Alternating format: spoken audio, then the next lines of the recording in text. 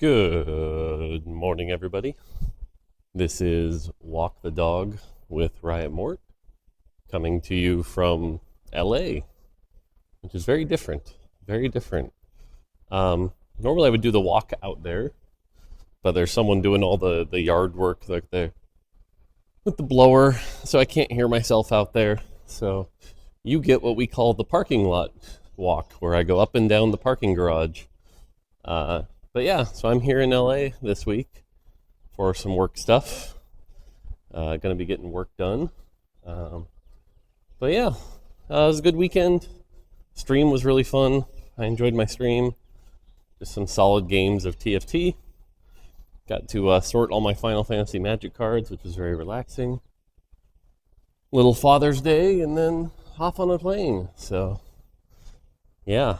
By the way, I gotta say, this is my little rant. This is my small thing, but nothing reminds you how to lose faith in humanity like watching people board an airplane. Boarding an airplane should be something simple. You get in, put your bag up real quick, you're ready to go, and you sit down. But man, the number of people that just can't find the right seat, or put their bag up and then pull it back down because they forgot something in their bag that they need for the flight and then can't get situated, or just their giant bag they're lugging around and their inability to put it up there. Or how many times they want to bump into other people because they're unaware of their own personal space. It is wild to me. It is wild to me just how...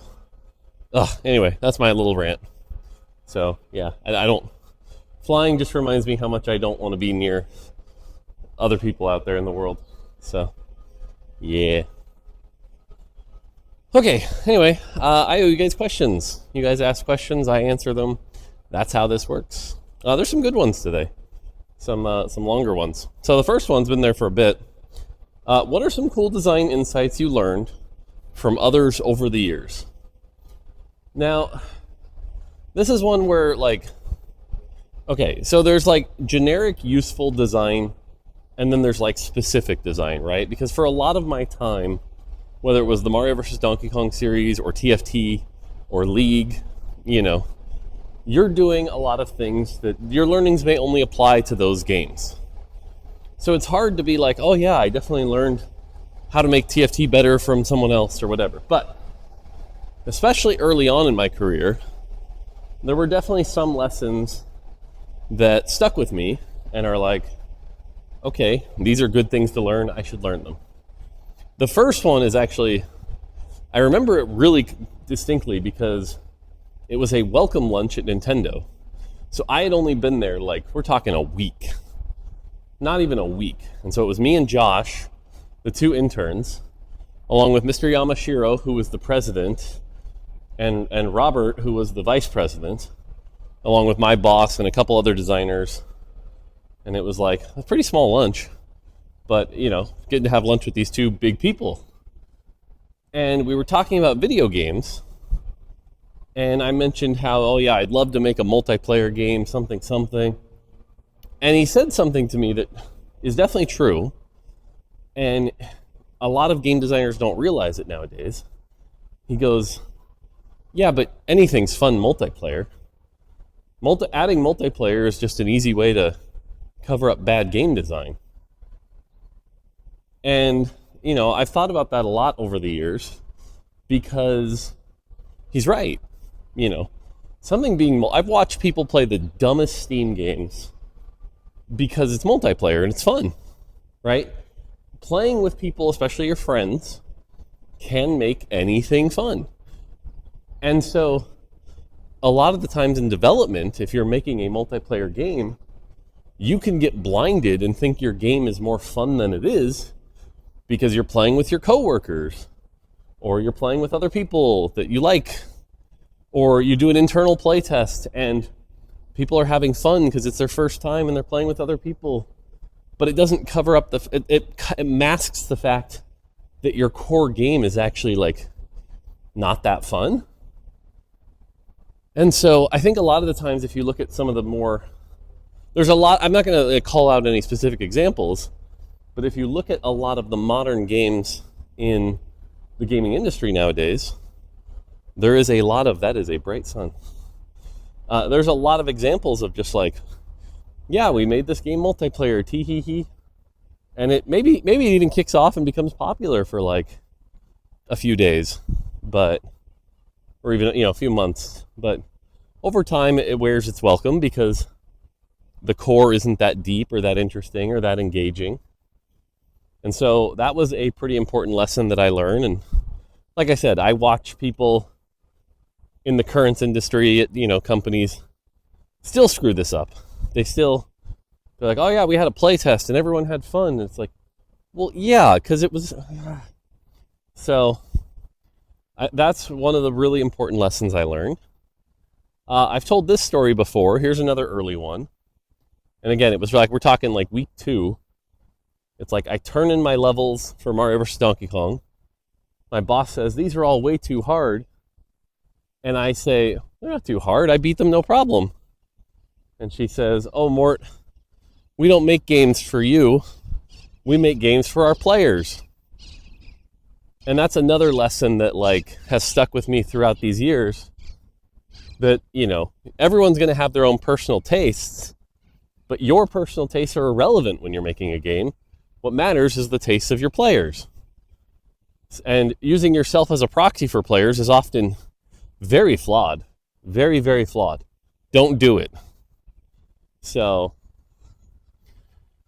yeah, that's another one that I see a lot of people screw up. Anyway, when I say I see a lot of people screw up, I mean like professionals. I'm not talking just like casuals who are thinking they're having a good time. I am saying I see a lot of professionals with 10 plus years experience screw this stuff up. So that's another really important one. I'm trying to think. I had one more that I wanted to talk about. Oh, yeah, for Mr. Tanabe. So this was probably like year 3 or 4. So I'd been there a while. I'd gotten hired full time. And we were working on Miniland Mayhem.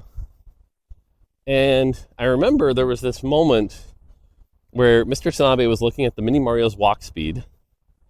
And he said, okay, how many pixels per second does it walk? And we were like 6. Or whatever the number was. I think it was 6. And he's like, well, did you try 5? And we're like, no. We thought 6 felt pretty good. He's like, did you try 7? Did you try 6.5? And the person who worked on it, which wasn't me, it was like, I tried 8, which was too fast, and then I tried 6, and that felt good. And Mr. Tanabe got really ticked off. He was like, what the hell? How do you know 6 is the best if you didn't try 6.5, 5.5? How are you supposed to understand that this truly is the best thing you could ship to our players? And it sounds silly because it's like, is this guy expecting you to try every single combination of things? And the answer is actually, yeah. Yeah, he is. Because if you're actually after game quality and you're trying to make the game as good as it can be, then yeah, you need to confirm that like maybe 5.9 feels just a little bit better. And, no one's saying that, like, again, if we talk about like 5.9 versus 6, subjectively that might not matter, right? But something like 5 versus 6 can make a big difference. And if you didn't actually try it yourself and know for sure, how do you know that that's not better, right? You need to be the master who understands everything about your game, right? And this is, hilariously enough, I still use this on TFT all the time. It's like, you put in a spell number. Did it hit hard enough? What happened when you doubled it? Did it feel better? Like, did you try a version where this could hit chunky? And a lot of the times, game devs will take shortcuts, right? Where it's like, good enough. But again, if you're really trying to make the best game you can, you don't take those shortcuts. You try everything, you understand everything. And so that's a cool thing that I still use to this day, of like really trying to push people to understand their content. And so I often coach a lot of the people on the TFT team. It's like, if you're the person who made this champion, you need to tell me, like, what's their best in slot? What are you intending them to play this? How are you intending them to play this? When they do that, does that feel good? Let's take Poppy in set 14. Did you put 3 brambles on Poppy and see how hard Poppy's spell hits? Did it feel good? Because if it didn't, why are you making the spell that scales with armor and baiting me? You're telling the player, hey, you're telling the player the spell scales with armor, so put 3 brambles on it and you'll get some cool power. But then if you do that, you don't, So, yeah, I think I'm going to go with those are the 3, like, big lessons I can remember learning that I still use to this day and still bring up and still see a lot of people in the game industry screw up. So, yeah, by the way, I don't know if you can hear this leaf blower, but this leaf blower is very annoying, and my guess is it's going to be going on for 2 hours. So, if you can't hear it, great. Then this microphone is doing its job. So, anyway, there you go. There's some cool early design learnings. All right, next question. This person was asking about, like, what made, I'm the kind of person who likes routine. And if you've been at a company for a long time, like Nintendo, I was there for 11 years, you can get comfortable. So what made you finally decide to leave Nintendo, and what was that process like? So here's the thing. You can have the best job in the world. You can be really, really happy with where you're at, and things can be great. But you're going to have bad days. And you're gonna also, it's just human nature to question. I miss walking where there was no noise, by the way. Now there's a car alarm going off. Jesus Christ. You're going to have days where you question if this is, like, all there is to it, or is there anything else you want to do? Again, it's just natural, right? And, like, days where your boss yells at you and you're like, do I really want to be here? I don't know, And so at Nintendo, those days were definitely, like, they would come and go, right? Like, my buddy Dean, who was my engineering friend, he and I would always go to lunch and just complain about, like, why are we doing this stupid thing? Or I can't believe it. Or why does this person get away with taking, 7 sick days a month for multiple months? That's so lame. Or I remember one that was really distinct where it was like, the way the Nintendo bonus structure worked was you would get a bonus 0 to 20% of your salary based on how awesome you were. And, like, I had some pretty awesome years, and I would hit like 18 or 19% bonuses, which is great. And then I became a manager, and I got to be a part of that structure where we talked about the bonuses, and you see that the lowest person, the worst person at your company, is getting 10%. And so the difference between you slacking off, taking it easy, and not pushing yourself was 10% to you pushing yourself like crazy, doing amazing work and everything, 18%. So you're telling me 8% was the difference? It's like, is that worth it? You start to have moments like that where you're, like, questioning why you're doing things or if it's worth it. There's also the, for example, we had made 5 Mario vs. Donkey Kong games, and then they give you the illusion of, like, well, we're going to let you pitch and brainstorm ideas, and if you come up with a good idea, we'll let you make it. So you pitch a bunch of ideas, and they're like, well, we don't think that one's going to work. Well, we don't think that one's going to work. Have you thought about making another Mario vs. Donkey Kong game?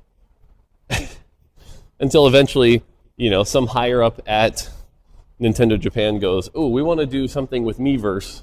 Could you make a Mario vs. Donkey Kong that uses Miiverse? And you're like, okay, cool. There's our project. And you're like, time to do another Mario vs. Donkey Kong, right? And so it's like, meanwhile, you're playing League of Legends, or you're playing Metroid Prime, or whatever you're playing, and you're like, I kind of want to make one of those things. I don't want to sit here and make Mario vs. Donkey Kong for the rest of my career, So you begin to question, like, is this it? Is this all I'm doing? So eventually what happened is, for me at least, moments like those come, and during those moments you find yourself going, well, what else is out there, right? Like, because I have a good job, it supports my family. Nintendo wasn't the best paying job out there, but like I was able to buy a house in 2008, so couldn't have been that bad, right?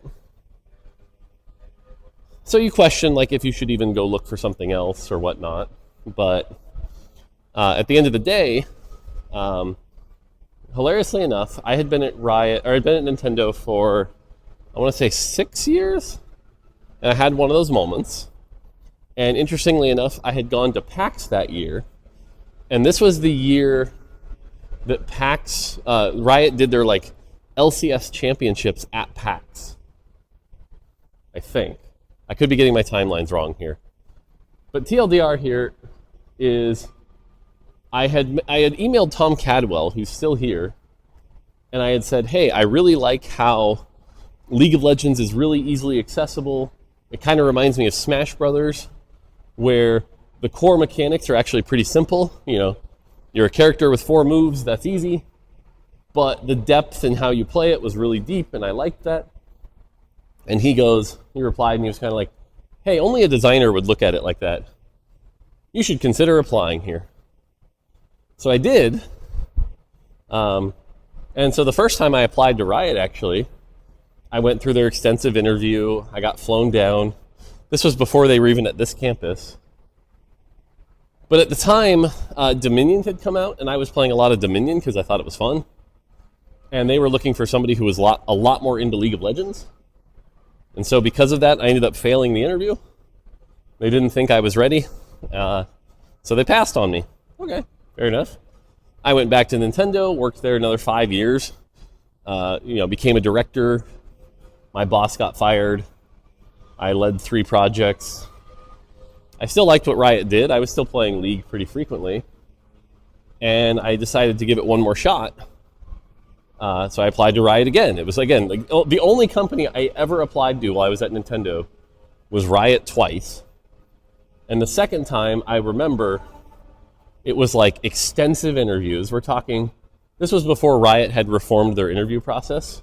So I need you guys to understand that I went through like 10 or 11 different interviews, including an on-site, and then after the on-site, some more interviews.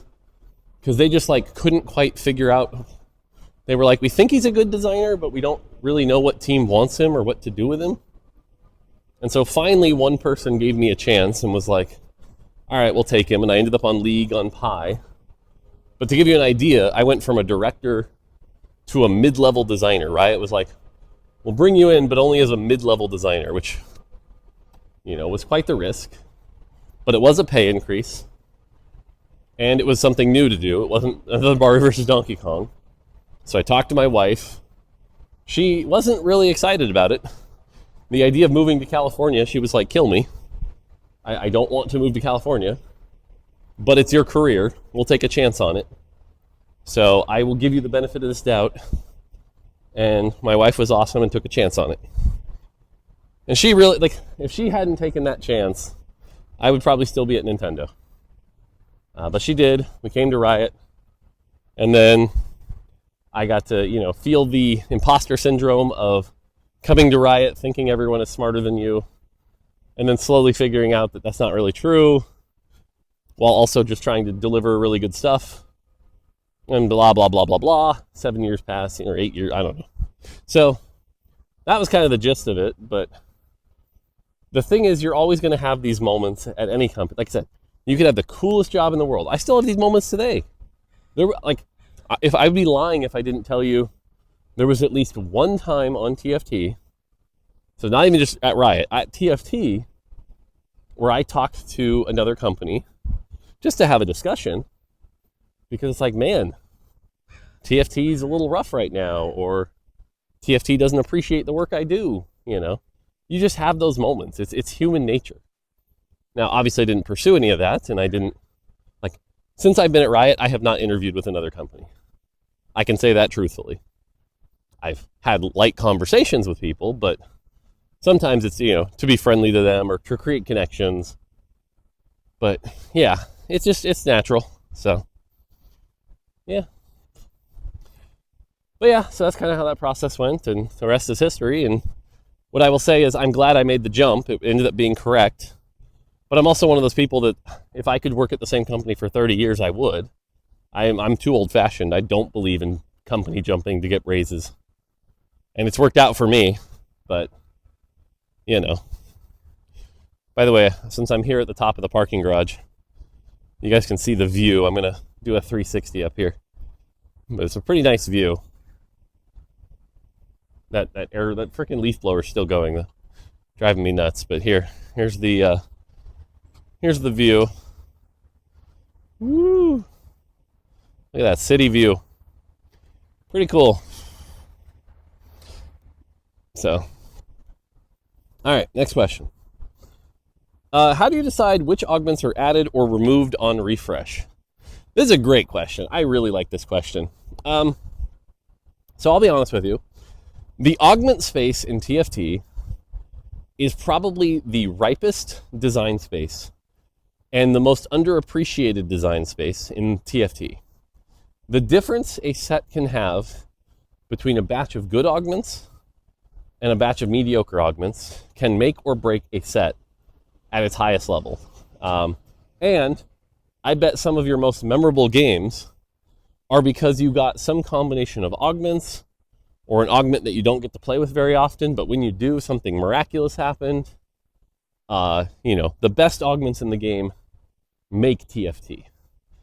I wouldn't say necessarily more than champs and traits, but almost as much, right? Like, augments are really, really important. And under that guise, it's something that we haven't really found the right amount of investment on the development side to like make and organize augments perfectly. So what I'm basically saying is the augments kind of get haphazardly, like, here's what we've got, we need new ones. There's a couple frameworks that are pretty easy, right? Like, okay, we need new trait augments. Duh. Those are easy. But the only real framework we have right now is something I should have had a better term, but I called it lightning bolts. And the reason I called it lightning bolts, and this is my Magic the Gathering background coming in, is if you look at the Magic the Gathering card lightning bolt, 1 red mana, deal 3 damage. There are a lot of different versions of this spell. If you go through, like, the one I always remember is Shock, which was just 1 red mana, 2 damage. There's stuff that's like 2 red mana, 3 damage, but they can't be regenerated. 2 mana, 2 damage to 2 targets, right? But they're all essentially just variations of the card lightning bolt with slight twists. And so I have said that TFT benefits when we lightning bolt some of our augments, right? So Celestial Blessing is just Omnivamp for your team. Makes sense. If we had left Celestial Blessing in the game forever, boring, right? So what you want to do is take some of these augments that have essentially gotten stale and lightning bolt them and go, okay, well, instead of Omnivamp for your team, now it's a little less Omnivamp for your team, but any extra overhealing does true damage. Or there was the version that was like, any extra healing becomes overheal. Or now I think we literally have the augment called Overheal, which provides extra healing on a different cadence, right? It's like, but at the end of the day, mechanically, they're all Omnivamp, right? They're all the Omnivamp augment. But mixing that up and creating variants set to set is healthy and good and fun. So that's a good thing. So a lot of the times it's like, okay, look through the augments in a current set. Which ones are people not really that excited to see? Which ones are they passing up? And let's lightning bolt those. Then there's also look through the entire augment catalog, and it's like, which ones are just like not working? Like, nobody picks these, nobody understands these. Why are they still here? Let's just get rid of those. Do those even deserve a lightning bolt? Maybe not. Maybe those aren't particularly exciting. So we cut those. Then there's the augments that are like, they're so good and everyone loves them and they're popular, and lightning bolting them would be pretty obvious or just not that interesting. So the best example here is Portable Forge, right? Portable Forge gives you an artifact. Nice, clean, simple. Could we artifact that, or could we lightning bolt that? Yeah, sure. Every turn, gain a gold after 5 turns, gain an artifact anvil, or like slight variations, sure, but are they really better or cleaner? No. So Portable Forge just gets to stick around and be kind of this like key part of the game, and it has enough built-in variance with it yourself that like nobody gets tired of Portable Forge. It's like people are excited by Portable Forge. There's other versions I think that are similar to this. I'm personally a huge birthday present fan, though I don't think that one's quite as strong as Portable Forge. I mean, again, when I say strong, I mean design. I don't mean win rate power. So there's that. But yeah, and so generally when we're doing a big augment refresh, that's kind of how we tier them. It's like the stuff that people love and have fun with that we don't want to get rid of, those don't get changed. The stuff that's good but getting a little stale, let's lightning bolt them. And then the stuff that's not very interesting, people haven't really been having fun with it, we tried, it was a nice experiment, or it's unhealthy for the game, let's take this opportunity to cut them. And that would be kind of the overall framework. Now, that being said, I still think there are improvements we could be doing to like, hey, it's been a while since we've seen Celestial Blessing. Isn't it time for it to come back at some point? Yeah, maybe. And yeah, it's not going to like reinvent, like no one's going to lose their mind because, oh my God, Celestial Blessing's back. But you never know. There's people who'll be like, oh, that's cool. I liked Celestial Blessing. You know, I've legitimately had people be like, I miss Harm Assist. And you're like, really? Okay. But like, cool. I'm glad you enjoy it. You know, so yeah, that's kind of how it works. But again, like augments is one of those things that I wish we had a stronger like system, and you know, it usually just becomes secondary to the core set, right? Like we're still trying to make core sets and get them done on time. And then it's like, oh, right. And then the augments come with them, and the augments come a little last minute. So yeah, that's kind of how it works. So, all right, now we're at 28 minutes or 27 minutes, but we have one more question, which was really, really easy, so I can just get this one out. How was lobby size chosen? Why 8? Now, this is one where I think I'm going to ruin the illusion of game design for you a little bit here. Sometimes there are well thought out, you know, methodical, very clear reasons, and it's like I can tell you exactly why we thought of this. Like I said in that first lesson, we thought about all the different properties and all the different things it could be, and we were like, nope, here's why it's exactly this and not this, because this does this and this is the trade-off. Yep, that's exactly how it works. Other times, it's because someone randomly made a decision and we didn't change it. That's it. In the case of 8, it was like, well, Auto Chess had 8. So when we started developing ours, we started with 8. And no one challenged it. No one ever went, you know, because they were trying to make TFT really, really quick. No one went, is 6 better? Is 8 better? Is 10 better?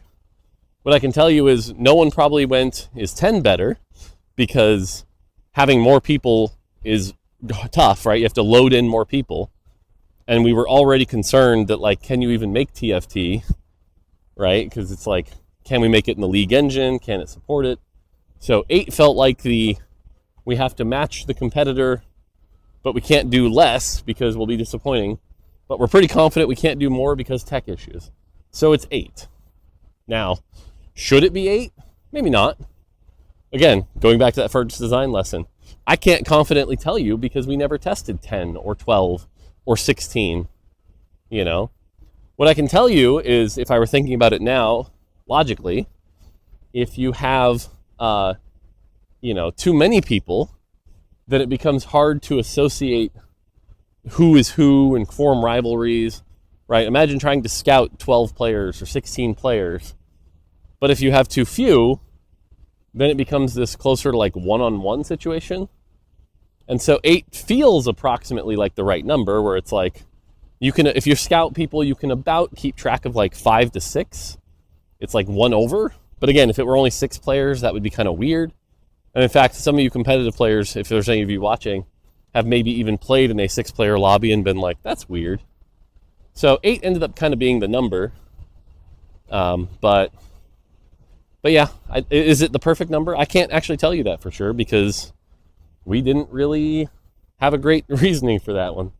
Part of making a game quick sometimes. So there you go. All right, it is 30 minutes here. This is usually when I end it. I'm gonna go change clothes, get ready for work, and start working. It's about 3 hours. It's like 6:50. Yeah, it's like 6:30 now. So about 3 hours before anyone else is gonna start showing up anyway. Hopefully, I can go inside where it's quiet and actually hear my damn thoughts, because that leaf blower is still going on. Like I said, it'll go on for an hour because of course it will. I miss being in the middle of nowhere. So, okay, that's gonna do it for me. Hopefully this turns out good. I've got Riot stuff to do, and yeah. All right. Until next time, take it easy.